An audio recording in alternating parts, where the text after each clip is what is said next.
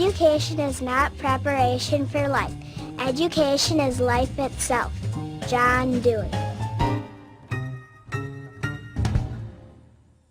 We've all had those days when our lessons seem to switch on the light bulbs in students' heads. Teachable moments are any unplanned moments you turn into instructional value. They occur when students are receptive to our instruction and we are receptive to how they will best learn the material.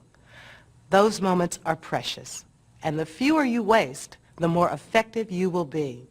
Often alumni will come back and visit our school, and because I teach seniors, sometimes these students will come back and knock on the door and want to visit. And so sometimes I need to be flexible and simply change my lesson plan because I think it's so valuable for my current seniors to listen to the experience of the college students, and they'll tell about what life is like outside of high school, and my students often will have questions for these visitors. The key to capitalizing on teachable moments is to seize them when they first appear. Unfortunately, we often miss the opportunity because we weren't prepared. We should always be alert to the moods our students are in, because these moods will impact their interest and their willingness to learn. If we can change our teaching style to complement the students' learning style each hour or each day, we will be that much closer to connecting the necessary pathways for a teachable moment. In fact, it's sometimes better to be flexible with your lesson plans and go with the flow of the students in the classroom. That is, if it will lead to better understanding of the concept you're trying to teach. Otherwise, you will not only lose the teachable moment, but also the students who do not understand your lesson. Most recently, flexibility paid off with a lesson that we were doing in social studies. We are doing something called Mini Society, and the kids needed to determine what denominations they want for their money. And we had a really crazy set of examples, a 1 million denomination, a 5 denomination, and a 1 denomination. And giving them some good examples of why the 1 million denomination might not work in our town, and when you're accepting that kind of money at a business, it definitely hit home. You could see it was starting to click, and so you want to keep going with that and make sure they understand what good denominations are going to work for our town and which ones are going to be just too crazy for us to handle. Student questions provide great opportunities for teachable moments. If one student has a question about the material, you can bet that there are several other students who have the same question but are afraid to ask. Even if the question seems off in left field, you should try to answer it before continuing.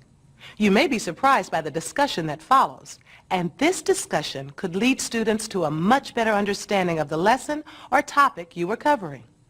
You need to be able to let go of the reins once in a while and let things happen as they may. If the kids are excited about something, or you finally are reaching them after it seems like you were just never going to reach them, you need to let it go and go with it and put maybe reading that book on the back burner till the next day.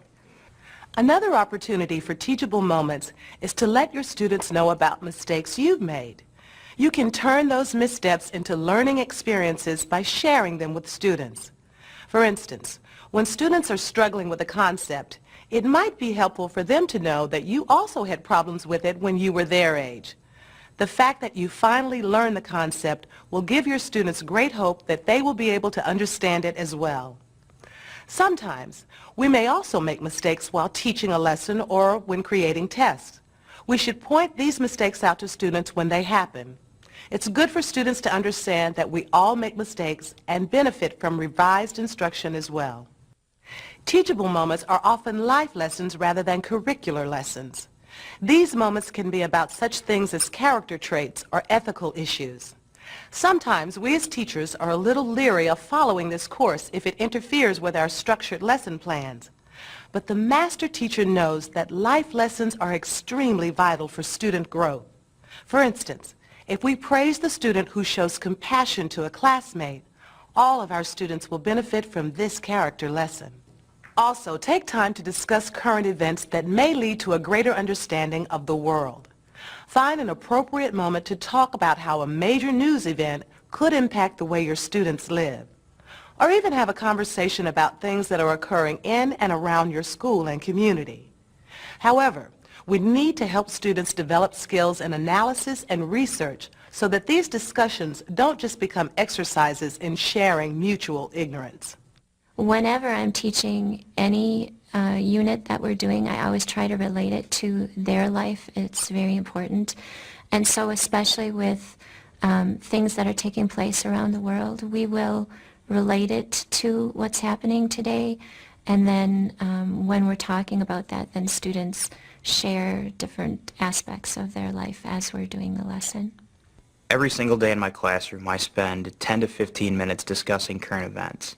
One of my philosophies is if you can't function in a modern society, how are you ever going to learn about ancient or historical societies?